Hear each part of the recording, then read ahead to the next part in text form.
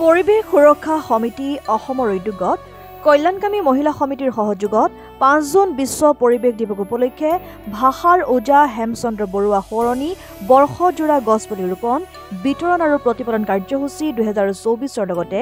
জাতীয় ফল হিচাপে স্বীকৃত কাজি নেমু পুলিৰ লগতে অন্যান্য মূল্যৱান গছপুলিৰ বিনামূলীয়া বিতৰণৰ লগত সংগতি ৰাখি তিনিচুকীয়াৰ বৰদলৈ নগৰস্থিত তিনিচুকীয়া উন্নয়ন প্ৰাধিকৰণ সাংস্কৃতিক কেন্দ্ৰত ২ জুন দেওবাৰে এখন ৰাজহুৱা সভা অনুষ্ঠিত কৰে।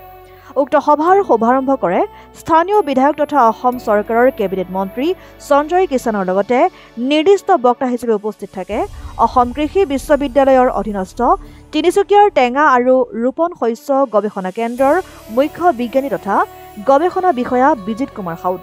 তেওঁলোকৰ লগতে পৰিৱেশ সংক্ৰান্তীয় সভাখনত উপস্থিত থাকে তিনিচুকীয়া পৌৰসভাৰ পৌৰপতি পবিত্ৰ গগৈ, তিনিচুকীয়া উন্নয়ন প্ৰাধিকৰণৰ অধ্যক্ষ কাজল গোহাঁই, জ্যেষ্ঠ সাংবাদিক অমূল্য খাটনিয়াৰ লগতে তিনিচুকীয়াৰ টেঙা আৰু ৰোপণ শস্য গৱেষণা কেন্দ্ৰৰ ক্ষেত্ৰ প্ৰবন্ধক দীপজ্যোতি বাইলুং ফুকন উপস্থিত থাকি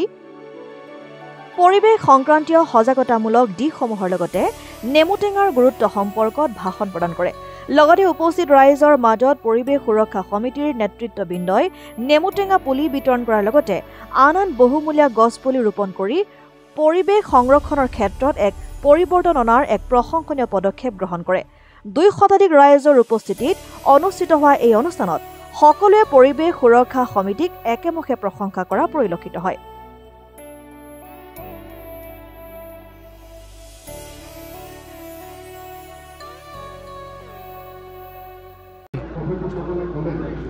বিশ্ব পৰিৱেশ দিৱসৰ লগত সংগতি ৰাখি আমাৰ পৰিৱেশ সুৰক্ষা সমিতি আৰু কল্যাণকামী মহিলা সমিতিৰ উদ্যোগত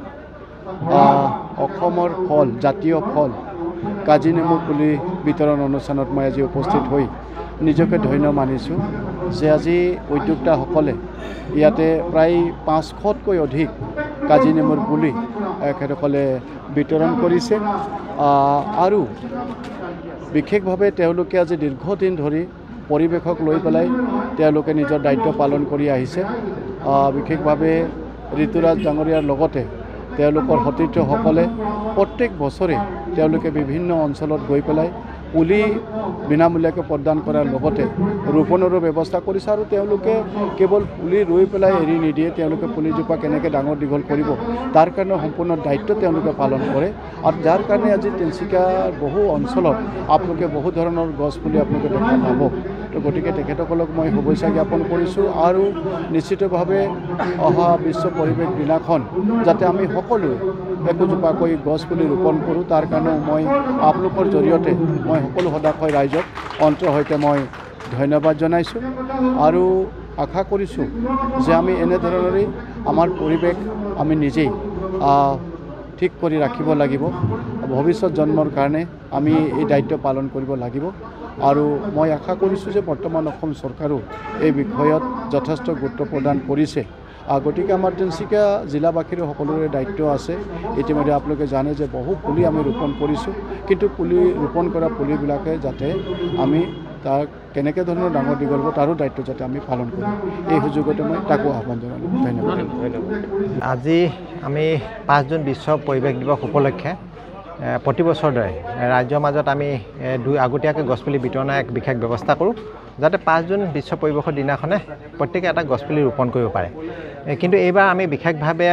কাজি নেমু পুলিটো যিটো আছাম লেমন গছপুলি আমি বিতৰণৰ এক ব্যৱস্থা কৰিলোঁ। ইয়াৰ মুখ্য কাৰণটো হ'ল যে বৰ্তমান সময়ত অসমৰ চৰকাৰে জাতীয় ফল হিচাপে কাজি নেমুক স্বীকৃতি প্ৰদান কৰিলে আৰু ইয়াৰ বিষয়টো হ'ল যে আমি ২০২৩ চনত যিহেতুকে অসমত বিভিন্ন ফল ঔষধি গুণসম্পন্ন ফল মূলে ভৰপূৰ যদিও কিন্তু কোনো ফলে কিন্তু জাতীয় ফলৰ স্বীকৃতি পোৱা নাছিলে। গতিকে এই বিষয়টো আমি পৰিৱেশ সুৰক্ষা সমিতিৰ মাজত আলোচনা কৰি এটা জাতীয় ফলৰ ঘোষণা কৰিবৰ কাৰণে চৰকাৰক আহ্বান জনাবলৈ এক ব্যৱস্থা কৰিলোঁ আৰু এই ব্যৱস্থাটো কৰাৰ কাৰণে আমি আমাৰ যি তিনিচুকীয়া বিধানসভা সমষ্টি জনপ্ৰিয় বিধায়ক তথা কেবিনেট মন্ত্ৰী সঞ্জয় কিষাণ ডাঙৰীয়াৰ লগতো এটা আলোচনা কৰিলোঁ আৰু তেখেতে বিষয়টো গুৰুত্ব সহকাৰে লয় আমাক মুখ্যমন্ত্ৰী মহোদয়ক সাক্ষাৎ কৰাৰ এক ব্যৱস্থা কৰিলে আৰু আমি মুখ্যমন্ত্ৰী মহোদয়ক সাক্ষাৎ কৰি এই জাতীয় ফলৰ বিষয়টো আমি জাতীয় ফলৰ বিষয়টো যাতে তেখেতে স্বীকৃতি প্ৰদান কৰে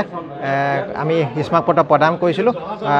18 মে 2023 চনত আৰু তেখেতে বিষয়টো গুৰুত্ব সহকাৰে লয় খুব সোনকালে 2024 চনত আমাৰ 13 ফেব্ৰুৱাৰী তাৰিখে আমাৰ অসমত জাতীয় ফলৰ স্বীকৃতি প্ৰদান কৰিলে কাজি নেমুক গতিকে আজি আমি বিশেষ দিনটো আমি অসম চৰকাৰক সন্মান জনোৱাৰ লগতে আমাৰ ৰাইজে যাতে 5 জুনৰ বিশ্ব পৰিৱেশৰ দিনাখনে প্ৰত্যেকে যাতে ঘৰত এজোপা কাজি নেমু গছপুলি ৰুব পাৰে তাৰ কাৰণে আজি এই গছপুলি বিতৰণৰ বিশেষ ব্যৱস্থা কৰিলোঁ আৰু লগতে আমি অন্যান্য যিসমূহ ফল মূলৰ গছ বা অন্যান্য যিবিলাক গছ সেই গছসমূহ আমি বিতৰণৰ বিশেষ ব্যৱস্থা কৰিছোঁ আৰু বৰ্তমান সময়ত আমাৰ আটাইতকৈ ডাঙৰ পৰিৱেশগত বা আমাৰ সামাজিক সমস্যাটোৱে হৈছে পৰিৱেশ প্ৰদূষণ আৰু এই পৰিৱেশ প্ৰদূষণৰ মূল সমস্যাটো হ'ল যে দিনক দিনে আমাৰ তাপমাত্ৰা বৃদ্ধি বা গোলকীয় উষ্ণতা বৃদ্ধি গতিকে এই বায়ুমণ্ডলৰ যি প্ৰদূষণৰ বৃদ্ধি সেই সকলোবিলাক আমি নিয়ন্ত্ৰণৰ একমাত্ৰ উপায় হৈছে আমি গছপুলি ৰোপণ আৰু ৰোপণৰ লগতে প্ৰতিপালন কৰা চাওক গছপুলি ৰোপণ কৰিলে নহ'ব তাক প্ৰতিপালন কৰি এজোপা বৃহৎ গছৰ ৰূপ দিলেহে কিন্তু সেই গছজোপাই আমাক পৰিৱেশ প্ৰদূষণ বা বায়ু প্ৰদূষণ বা গোলকীয় উষ্ণতা বৃদ্ধি নিয়ন্ত্ৰণৰ ক্ষেত্ৰত সহায়ক হ'ব গতিকে মই আহ্বান জনাইছোঁ সকলো অসমবাসী ৰাইজলৈ যে 5 জুনৰ দিনাখন প্ৰত্যেকে এজোপাৰ পৰা দুজোপা গছপুলি ৰোপণ আৰু প্ৰতিপালনৰ দায়িত্ব গ্ৰহণ কৰি তেখেতলোকে এজোপা বৃহৎ গছৰ ৰূপ যেন দিবলৈ বাধ্য হয় ধন্যবাদ